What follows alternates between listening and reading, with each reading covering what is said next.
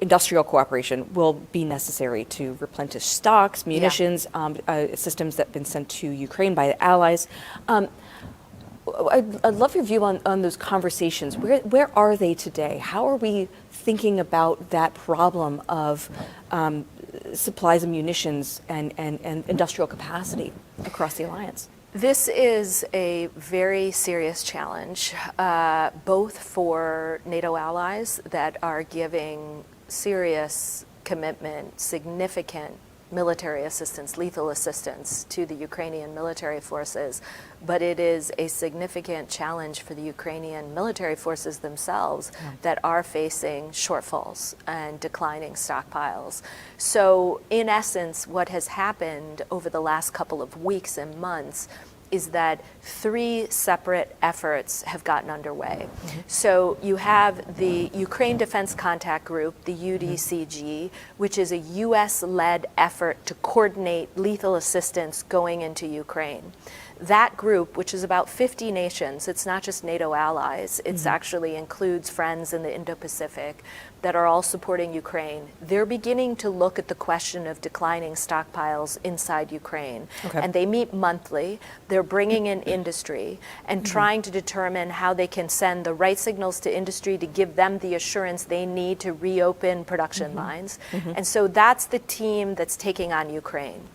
In Brussels, there's 2 separate efforts. At NATO proper, we have convened what is called the CNAD.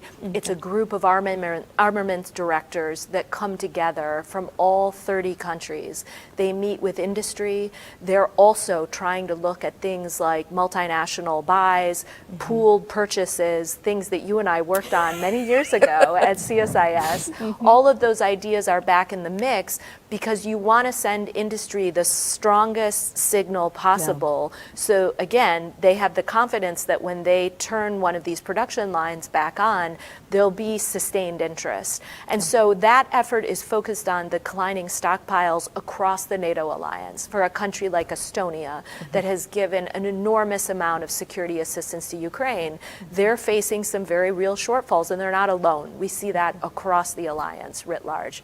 Separately, the European Union, an organization that has also become much more directly engaged in providing lethal assistance to Ukraine, has started its own effort to also address EU member states that are facing declining stockpiles. And the key here is to find some connective tissue and make sure that the EU and NATO are talking to each other in some of these efforts and not sending mixed signals to industry. But the good news is that lots of flowers are blooming here as it relates to this particular challenge. And the hope is that in the months ahead, these institutions, the EU and NATO, and the group of countries meeting in the contact group can work with industry to ensure that they have the confidence to up and production and increase production as soon as humanly possible.